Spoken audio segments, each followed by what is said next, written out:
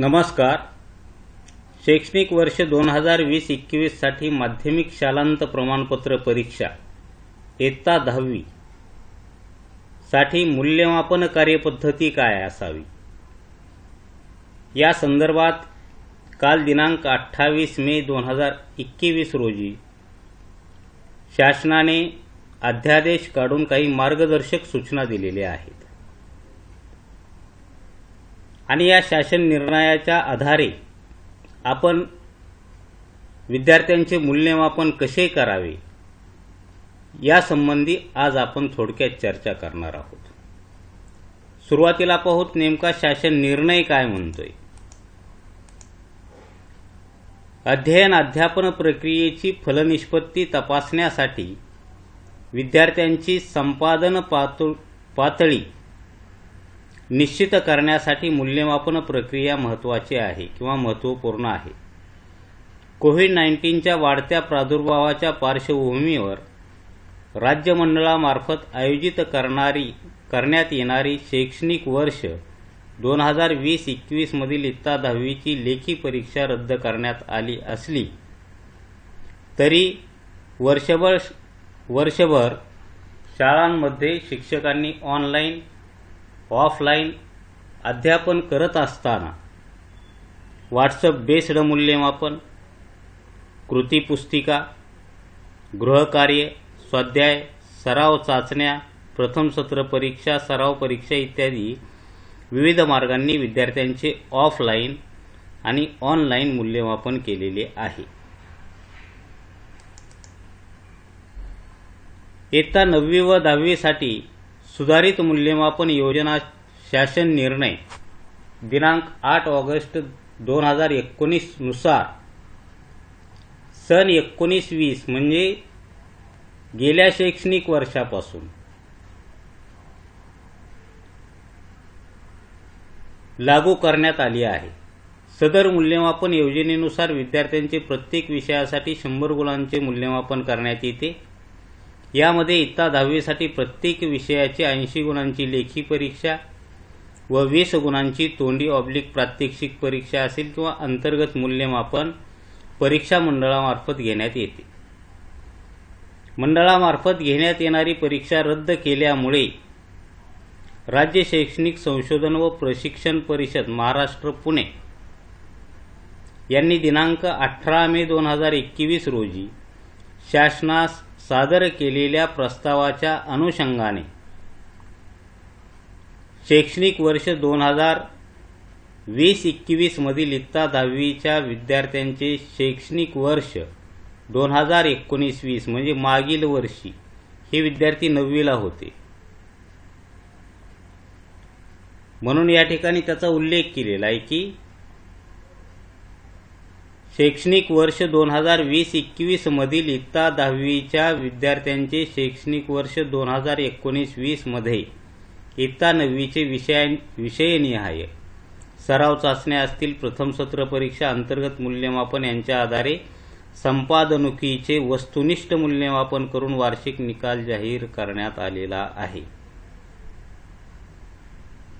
इयत्ता 9वीचे मूल्यमापन हे 2019-20 मध्ये कोविड-19च्या परिस्थितीपूर्वी करण्यात आलेले आहे व विद्यार्थ्यांचे संपादनुकीचे विश्वासार्ह अभिलेख सरळ प्रणालीवर देखील उपलब्ध आहेत.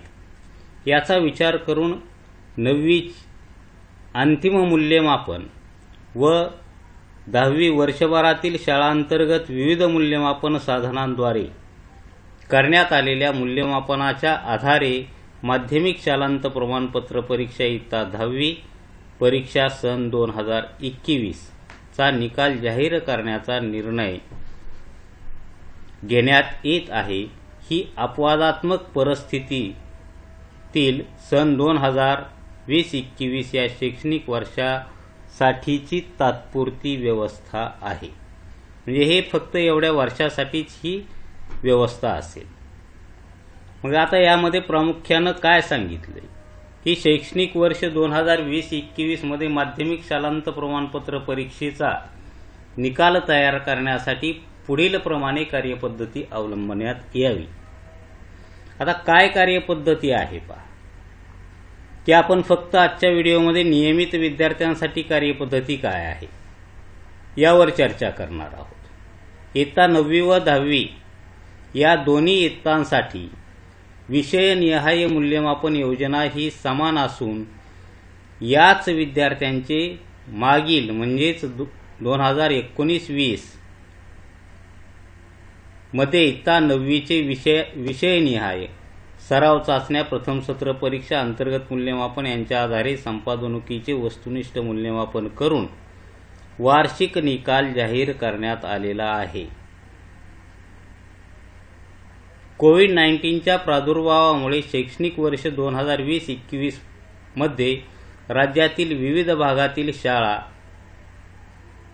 या स्थानिक परिस्थितीमुळे एकाच वेळी सुरू होऊ शकल्या नाहीत। तसेच राज्यातील सर्व शाळांमध्ये इयत्ता 10वीच्या मूल्यमापन प्रक्रियेतील सराव चाचण्या, प्रथम सत्र परीक्षा, सराव परीक्षा यापैकी सर्वच परीक्षा घेण्यात आल्या आहेतच असे नाही।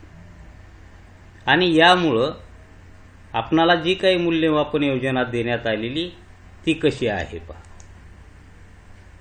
ही वरील वस्तुस्थिती विचारात घेता वस्तुनिष्ठ मूल्यमापन होण्याच्या दृष्टीने माध्यमिक शालांत प्रमाणपत्र परीक्षा सन 2021चा निकाल तयार करताना विद्यार्थ्यांची शैक्षणिक वर्ष 2019-20 मधील इयत्ता 9वीची अंतिम संपादनुक आणि इयत्ता 10वी मध्ये वर्षभरातील शाळांतर्गत केलेले मूल्यमापन यांच्या आधारे प्राप्त संपादनुक यांचा खालील प्रमाणे एकत्रित विचार करण्यात यावा। तर या ठिकाणी पहा, मूल्यमापनाचा तपशील आणि गुण। आता पहिला मुद्दा दिला आपणाला की विद्यार्थ्यांच्या इयत्ता 9वीचा विषयनिहाय अंतिम निकाल 50 गुण। आता हे गुण 50 गुण घेत असताना किंवा हे गुण घेत असताना काय करायचं या मुद्द्यावर आपण पुढे चर्चा करणार आहोत। त्यानंतर विद्यार्थ्यांच्या 10वीच्या वर्षभरातील अंतर्गत लेखी मूल्यमापन या ठिकाणी 9वीचा जो काही विषयनिहाय त्यांचे गुण आहेत त्या गुणांच्या 50% गुण हे 10वीसाठी मूल्यमापन योजनेत घेण्यात येणार आहेत। त्यानंतर विविध शाळांमधून किंवा शाळांमधून ज्या काही वर्षभरातील अंतर्गत लेखी मूल्यमापन करण्यात आलं त्या मूल्यमापनाचं 30 गुणात रूपांतर करून हे 30 गुण घेण्यात येतील। आणि तिसरी बाब आहे की विद्यार्थ्यांचे इयत्ता 10वीचे अंतिम तोंडी असेल प्रात्यक्षिक किंवा अंतर्गत परीक्षा मूल्यमापन याचे 20 गुण। आणि हा जो भाग आहे हा मंडळाने दिलेल्या आराखड्याप्रमाणे जे काय आपण पारंपरिक पद्धतीने किंवा मंडळाच्या आदेशानुसार जे काही अंतर्गत मूल्यमापन करतो त्याच पद्धतीने मूल्यमापन करून हे 20 गुण विद्यार्थ्यांना द्यावयाचे आहेत। या प्रत्येक मुद्द्यावर आपण पुढे चर्चा करणार आहोत। पहिला भाग काय दिलेला आहे की विद्यार्थ्याच्या शैक्षणिक वर्ष 2019-20 मधील इयत्ता 9वीच्या अंतिम निकालातील विषयनिहाय 100 गुणांपैकी किंवा 100 पैकी गुणांचे इयत्ता 10वीसाठी विषयनिहाय 50 पैकी गुणात रूपांतर करणे। तर पहा, मंडळामार्फत शाळांना गुण भरण्याची संगणकीय प्रणाली उपलब्ध करून देण्यात येईल। त्यामध्ये इयत्ता 10वीच्या परीक्षेसाठी प्रविष्ट असणाऱ्या प्रत्येक विद्यार्थ्यांचे इयत्ता 9वीच्या अंतिम निकालाचे विषयनिहाय 100 पैकी प्रत्यक्ष प्राप्त गुण भरण्याची सुविधा असेल। यामध्ये शाळांनी गुण भरल्यानंतर सदर गुणांचे विषयनिहाय 50 गुणात संगणकीय प्रणालीद्वारे रूपांतर करण्यात येईल। म्हणजे विद्यार्थ्यांना प्रत्येक विषयाला 100 पैकी 9वी मध्ये किती प्राप्त गुण किती आहेत हे गुण आपणाला या प्रणालीमध्ये भरावायचे आहेत.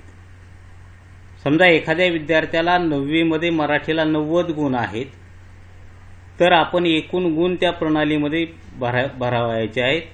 त्या ठिकाणी आपोआप त्याचे 50 पैकी गुणामध्ये संगणकीय प्रणालीद्वारे काय होईल, रूपांतर होईल.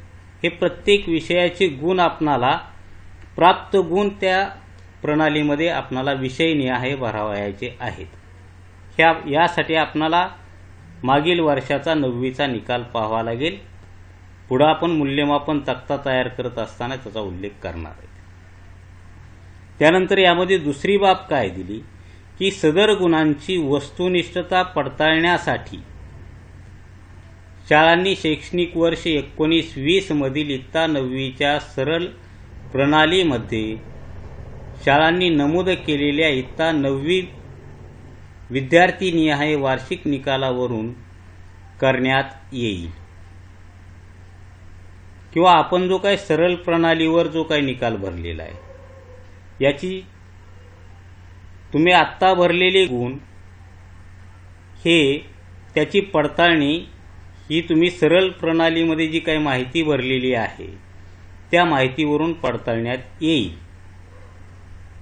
शैक्षणिक वर्ष 19-20 मध्ये इयत्ता 9वीचे विषयनिहाय सराव चाचण्या, प्रथम सत्र परीक्षा, अंतर्गत मूल्यमापन यांच्या आधारे संपादनुकीचे वस्तुनिष्ठ मूल्यमापन करून वार्षिक निकाल जाहीर करण्यात आलेला आहे. म्हणजे हे गतवर्षीचा निकाल. आता त्यानंतर पुढं काय आहे पहा की दुसरा भाग याच्यामध्ये दिलेला आहे की इयत्ता 10वीच्या प्रथम सत्र परीक्षा, सराव परीक्षा यामधील एक वा अधिक लेखी परीक्षामधील विषयनिहाय 80 पैकी प्राप्त गुणांचे 30 पैकी गुणात रूपांतर करणे.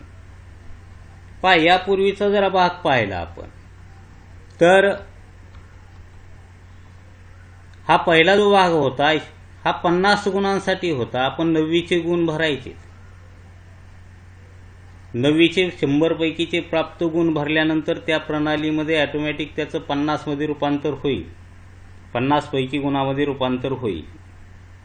त्यानंतर आता दुसरा 30 गुणांचा जो भाग आहे तो काय आहे तर या ठिकाणी पहा की विद्यार्थ्यांच्या इयत्ता 10वीच्या प्रथम सत्र परीक्षा, सराव परीक्षा यामधील एक वा अधिक लेखी परीक्षामधील विषयनिहाय 80 पैकी प्राप्त गुणांचे 30 पैकी गुणात रूपांतर करणे. आता या ठिकाणी एक प्रश्न निर्माण होतोय की बऱ्याच शिक्षकांचं म्हणणं असं आहे की आमच्या 80 गुणांची परीक्षा झाली नाही किंवा काही ठिकाणी एकापेक्षा अधिक 80 गुणांच्या परीक्षा झालेल्या आहेत. तर अशा वेळी त्याचं स्पष्टीकरण स्पष्ट त्याच्यामध्ये देण्यात आलेलं आहे. जर विद्यार्थ्यांचे प्रथम सत्र परीक्षा, सराव म्हणजे पूर्व परीक्षा या दोन्ही परीक्षा दिल्या असल्यास, विद्यार्थ्याने जर प्रथम सत्र परीक्षा असेल आणि सराव परीक्षा असेल या दोन्ही परीक्षा दिल्या असल्यास, कारण या परीक्षा तर आपण 80 पैकी गुणांच्याच घेतो प्रत्येक विषयाच्या, अंतर्गत मूल्यमापन हा भाग वेगळा असतो, सराव परीक्षा ही आपण 10वीच्या 80 गुणांची घेतो.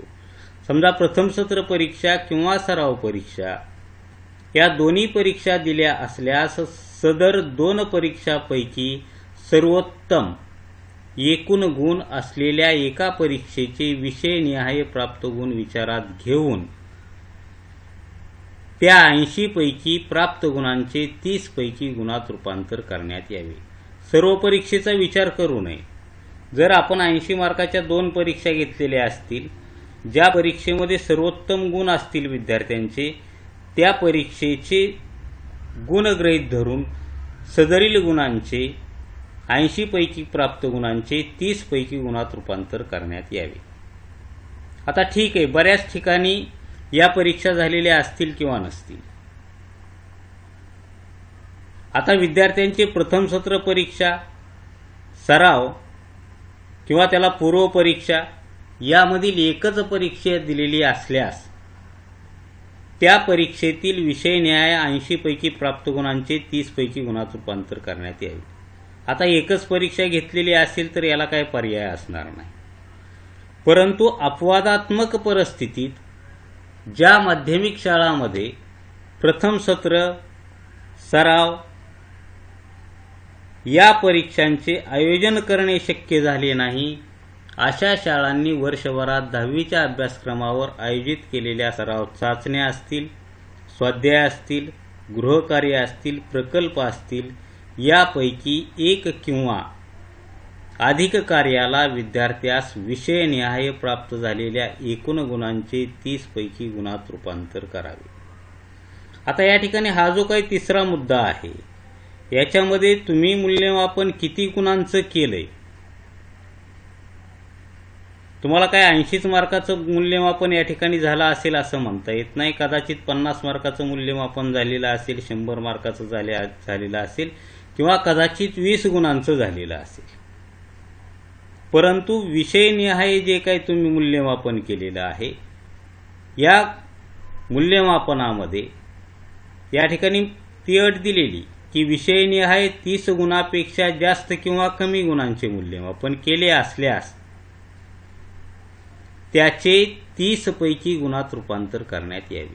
तुम्ही किती मार्काचं मूल्यमापन केलं याला या ठिकाणी महत्त्व नाही, परंतु जेवढ्या गुणांचं तुम्ही काही मूल्यमापन केलेलं आहे त्याचं आपण 30 पैकीच्या गुणात रूपांतर करावे आणि ते गुण या संगणकीय प्रणालीमध्ये भरण्यात यावेत. आता पहिला 50 मार्काचा प्रश्न संपला आणि यात हा 30 मार्काचा. 30 मार्कामध्ये आणखीन काय सांगता येतं की ज्या शाळांमध्ये वरीलप्रमाणे मूल्यमापन करणे शक्य झाले नाही त्यांनी सराव चाचण्या, स्वाध्याय, गृहकार्य, प्रकल्प इत्यादी पैकी एक किंवा अधिक बाबींची पूर्तता करून घेऊन, ही बाब अतिशय महत्त्वाची, काही शाळांमध्ये एकही बाब झालेली नसेल किंवा कोणतीही बाब किंवा कोणत्याही पद्धतीनं मूल्यमापन करणं शक्य झालेलं नसेल, अशा शाळांनी सराव चाचण्या असतील, स्वाध्याय, गृहकार्य, प्रकल्प इत्यादी पैकी एक किंवा अधिक बाबींची पूर्तता करून घेऊन त्या आधारे विद्यार्थ्यांचे विषयनिहाय प्राप्त झालेल्या एकूण गुणांचे 30 पैकी गुणात रूपांतर करावे. हा भाग ज्या शाळेमध्ये मूल्यमापन झालेलंच नाही किंवा करणं शक्य झालं नाही अशा शाळांसाठी ही सूचना आहे. ज्या ठिकाणी मूल्यमापन झालेलं असेल, केलेल्या मूल्यमापनाचं आपण 30 पैकी गुणात त्याचं रूपांतर करून ते गुण आपण त्या संगणकीय प्रणालीमध्ये भरू शकता.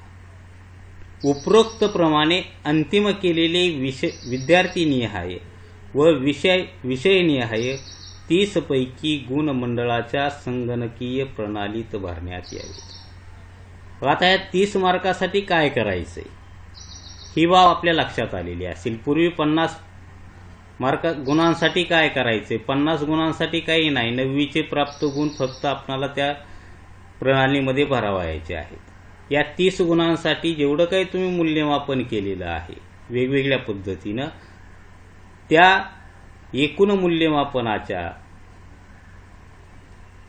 एकूण गुणांचं किती गुणामध्ये रूपांतर करायचं आहे आपल्याला, 30 पैकी गुणात रूपांतर करावायचं आहे. परंतु या ठिकाणी 2 परीक्षा घेतलेल्या असतील तर कोणतीही एक सर्वोत्तम मार्क असणारी परीक्षा घ्या किंवा मूल्यमापन 30 पेक्षा कमी अधिक झालेला असेल त्यावेळी त्याचं 30 पैकी गुणात रूपांतर करा. या ठिकाणी पर्याय खूप आहेत. आपल्याला जो पर्याय यापैकी योग्य वाटतो त्या पर्यायाने आपण या ठिकाणी 30 पैकी गुणात रूपांतर करण्यासाठी आपण मूल्यमापन योजना वापरू शकता. ठीक आहे. आता यानंतर तिसरा भाग आहे की मंडळाच्या विविध कार्यपद्धतीनुसार विद्यार्थ्यास इयत्ता 10वीच्या अंतिम तोंडी प्रात्यक्षिक परीक्षा अंतर्गत मूल्यमापन यामध्ये प्रत्यक्ष प्राप्त झालेले 20 पैकी गुण अंतिम निकालात समाविष्ट करणे. आता जी काही विहित कार्यपद्धती मंडळानं दिलेली आहे, मग भाषा विषय असतील, त्यांची तोंडी परीक्षा असेल किंवा तोंडी परीक्षेच्या ऐवजी आता यावर्षी जे काय आपणाला पर्यायी कार्यपद्धती दिलेली आहे, त्या कार्यपद्धतीचा अवलंब करून आपण जे 20 गुणांचं जे काय अंतर्गत मूल्यमापन प्रत्येक विषयाचं करणार आहोत, ते मूल्यमापन करून ते 20 पैकीचे गुण अंतिम निकालात समाविष्ट करण्यात यावेत. आता यासाठी पहा, ज्या माध्यमिक शाळांनी विषयनिहाय मंजूर आराखड्यानुसार तोंडी प्रात्यक्षिक परीक्षा अंतर्गत मूल्यमापन केलेले आहे, मंजूर आराखडा, कारण आपणाला या ठिकाणी शैक्षणिक वर्ष 2020-21 साठी अंतर्गत मूल्यमापनासाठी आराखडे थोडे वेगळे देण्यात आलेले होते. तोंडी परीक्षा किंवा प्रात्यक्षिक परीक्षेला आपणाला पर्यायी मूल्यमापन आराखडा या ठिकाणी यावर्षी देण्यात आलेला आहे. याचं प्रत्येकानं अवलोकन करावं.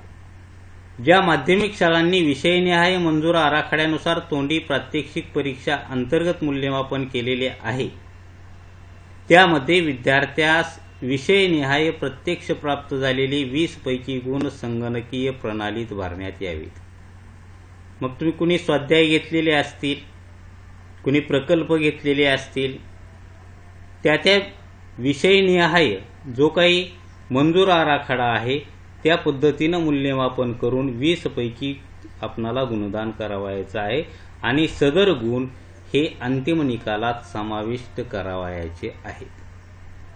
समजा अपवादात्मक परिस्थितीत ज्या माध्यमिक शाळांमध्ये तोंडी असेल, प्रात्यक्षिक असेल किंवा मंजूर आराखड्यानुसार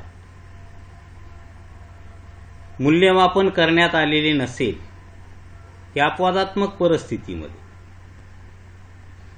त्या शाळांनी मंडळाच्या प्रचलित कार्यपद्धतीनुसार ते मूल्यमापन पूर्ण करून घ्यावे.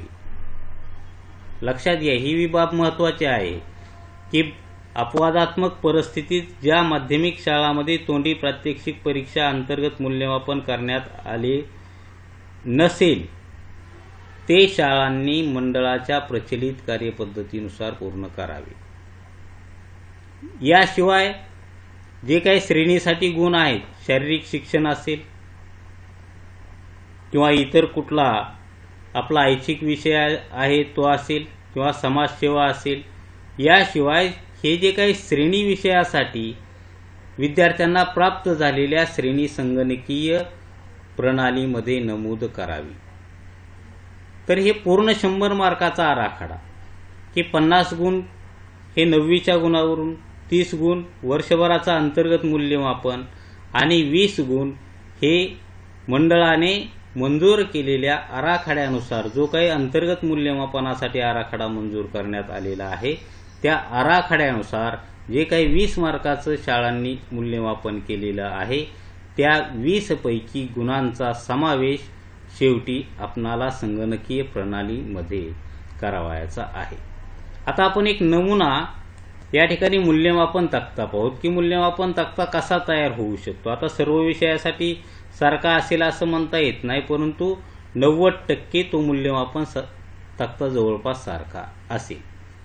आता या ठिकाणी शाळेचे नाव, इयत्ता, विषय मी मुद्दाम या ठिकाणी भाषा म्हणायलोय. माध्यमिक शालांत प्रमाणपत्र परीक्षा 2020-21, अनुक्रमांक, बैठक क्रमांक, विद्यार्थ्याचे नाव. या रखान्यामध्ये आपणाला इयत्ता 9वीतील अंतिम गुण, समजा या ठिकाणी मराठीचा असेल तर त्या विद्यार्थ्याला मराठीमध्ये 100 पैकी मिळालेले गुण, 100 गुणांचं 50 पैकी गुणामध्ये या ठिकाणी आपण रूपांतर करावायचं आहे. हे गुण आपणाला त्या ठिकाणी भरावायची आवश्यकता आहे का नाही, ज्यावेळी संगणक प्रणाली आपल्याला या ठिकाणी उपलब्ध होईल त्यावेळी आपल्याला ती बाब लक्षात येईल. परंतु सध्या तर आपण या पद्धतीनं मूल्यमापन तक्ते तयार करावेत. आता या ठिकाणी 100 पैकी इयत्ता 9वीतील अंतिम गुण 100 पैकी त्याचं 50 मध्ये रूपांतर. त्यानंतर आपला हा 50 मार्काचा भाग संपला. आता 30 मार्कासाठी आपल्याला काय करावायचं आहे की वर्षभरातील लेखी अंतर्गत मूल्यमापन. यामध्ये प्रथम सत्र परीक्षा घेतलेली असेल, किंवा सराव परीक्षा घेतलेली असेल किंवा इतर कुठलं मूल्यमापन केलेलं असेल याचा उल्लेख यापूर्वी केलेला आहे. या ठिकाणी प्रथम सत्र किंवा सराव परीक्षा दोन्ही जर 80-80 मार्काच्या आपण घेतलेल्या असतील तर सर्वोत्तम गुण असणाऱ्या कोणत्या एका परीक्षेच्या गुणांचा या ठिकाणी विचार करावा या अधिक आहे. आणि इतर मूल्यमापनामध्ये जर या दोनही परीक्षा किंवा कोणतीही परीक्षा घेणं शक्य झालेलं नसेल त्यावेळी इतर स्वाध्याय असेल, प्रकल्प असतील किंवा इतर कोणत्या साधनाद्वारे जर मूल्यमापन केलेलं असेल तर ते मूल्यमापन त्याचं एकूण आणि या ठिकाणी या एकूण गुणांचं 30 पैकी गुणात रूपांतर. आता शक्यतो या ठिकाणी ज्यावेळी संगणकीय प्रणाली उपलब्ध होईल त्यावेळी आपल्या आदेशामध्ये 80 गुणांचे 30 गुणामध्ये रूपांतर म्हणतंय. म्हणून या ठिकाणी आपलं एकूण 80 पैकीच येईल असं सध्या तर म्हणता येत नाही, कारण काही ठिकाणी आपण शेवटच्या भागामध्ये पाहिलं होतं की मूल्यमापन कधी तुमचं 50 मार्काचं झालं असेल किंवा 30 पेक्षा कमी गुणांचं सुद्धा झालेलं असेल.